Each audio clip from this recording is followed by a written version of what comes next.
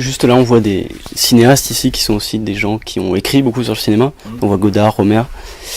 Est-ce que c'est des choses auxquelles vous, maintenant que vous êtes aussi réalisateur, et est-ce que c'est quelque chose auquel vous étiez particulièrement sensible en lisant leurs textes, des gens même comme Nicolas Saada, Olivier Assayas, est-ce que vous avez l'impression qu'il y avait déjà ça? Est-ce que vous aussi, vous avez la sensation que vous avez mis ça aussi dans vos textes?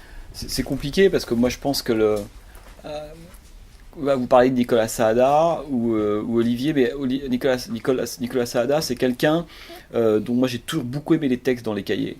Mais parce que d'abord c'est quelqu'un qui il avait fait notamment un beau texte, je crois que c'était sur Carpenter, et il avait utilisé le mot de sentinelle. Et pour moi, Nicolas, ça a été un peu ça dans les cahiers. C'est quelqu'un qui écrivait pas énormément non plus, mais qui avait une vision et un œil.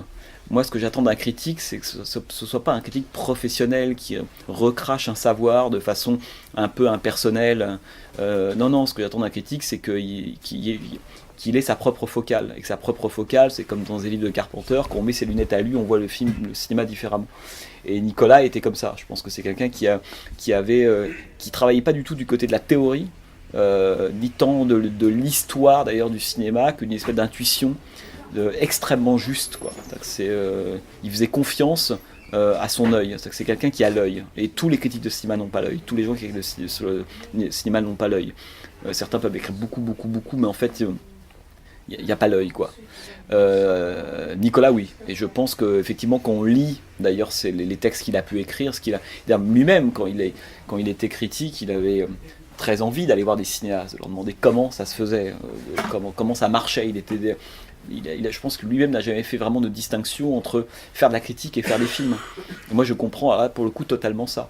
Je pense que disons que faire de la critique, ça peut vous préparer si vous avez envie à faire des films, et puis faire des films, c'est aussi par moments avoir un regard critique dessus.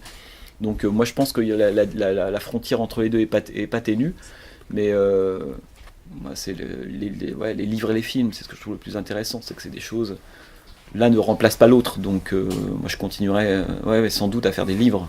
La critique, c'est autre chose, mais à faire des livres, des essais, ça je continuerai. Et la fiction, c'est envisageable? Oui, mais on sait jamais ce qui peut se passer, oui bien sûr, et c'est un horizon, évidemment.